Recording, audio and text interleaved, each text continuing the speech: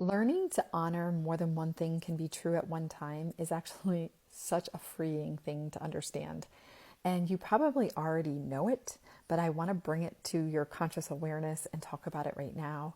This idea that you can be having more than one thing true within you, and also that there can be more than one truth between you and another person, and that we don't actually have to make somebody else wrong. It's a really awesome thing. So basically, like this, if somebody says, like if I am feeling something inside of me, like I want to go to the gym, but there's also another part of me that doesn't want to go to the gym. I literally am holding two contradictory thoughts at one time, right? I'm holding the idea that I want to do something and I don't want to do it. And both of those need a voice. Both of those need to be acknowledged because they're both true. The question is, what's going to actually come of that once I acknowledge both of them? When we acknowledge both of those thoughts, or even more thoughts, you might have 5 different thoughts about it. Those, once we acknowledge them, then what happens is there's some sense of internally we feel heard by ourselves, and then we feel freer to be able to make another decision. When we suppress a voice, it starts to get a little bit louder and a little bit more powerful.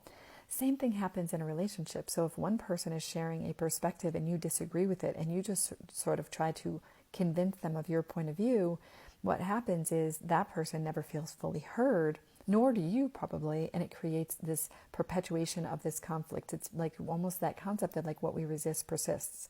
And what we can do instead is acknowledge what both people feel, even if they are in contradiction to one another. So perhaps it's something about, one person wants to go out to dinner tonight and the other person doesn't want to go to dinner. We don't have to convince the other person of what we want them to do.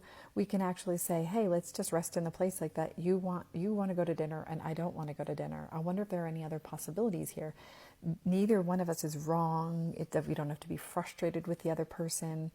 Even when it comes to values, the more that we begin to allow another person to have their value, and then instead of feeling judgmental toward that, which I'm a big on judging, but because if you can use it for your own growth, but instead of feeling judgmental, there's a space for you to be able to be curious, to say, hey, tell me more about why you feel or think that. I'm here to listen. I notice inside of me that I feel like I am in disagreement with you, but I don't want to create a rupture in a relationship. So I really want to understand why you feel the way you feel and understand you better. So you see what I'm saying, that we can honor more than one truth and we can acknowledge our more than one truths.